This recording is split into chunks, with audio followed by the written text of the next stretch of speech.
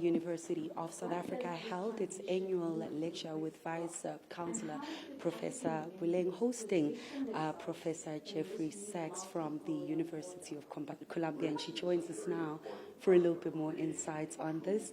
A long time UNISA has been having these lectures.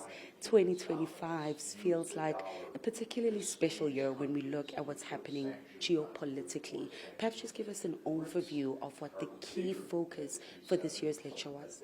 The Founders Lecture is one of our premier lectures at the University of South Africa, which is meant to spawn debates, to create new research insights and ideas that help transform the world through science, research, and knowledge. In this instance, we had 2 years ago invited Professor Jeffrey Sachs to deliberate on geopolitics and the changing roles of universities.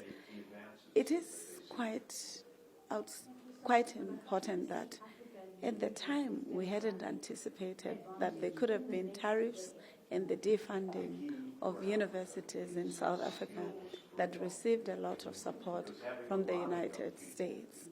But we have learned with these tariffs that it's very important for countries to invest in education, because that's what transforms society.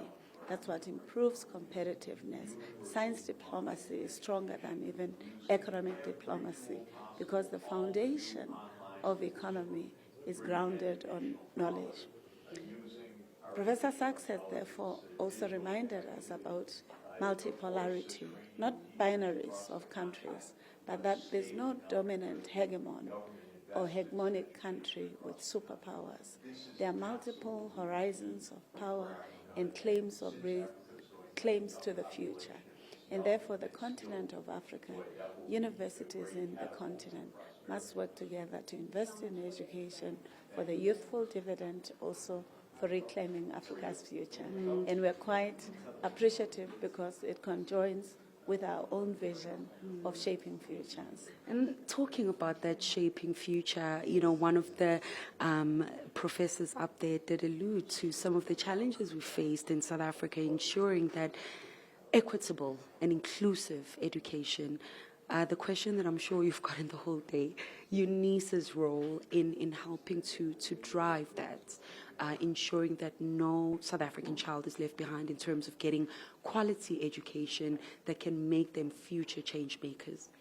I think we have to acknowledge that the University of South Africa is the progenitor of distance education. We're the first university in the world to creating distance education, and others have followed, like Open University in Indira Gandhi, and after COVID-19, many universities. But we have 400,000 students in 130 countries. We've produced in this year over 500 doctorates, over 700 masters, and 66,000 students at the same time. That means we are resourcing the best of South Africa, the best of the continent, and its knowledges, including our values, our pride, our inventions, our innovations, but also humanizing philosophies for our countries. Newzroom Afrika on channel 405 from Ntokozo, Khumalo in Pretoria.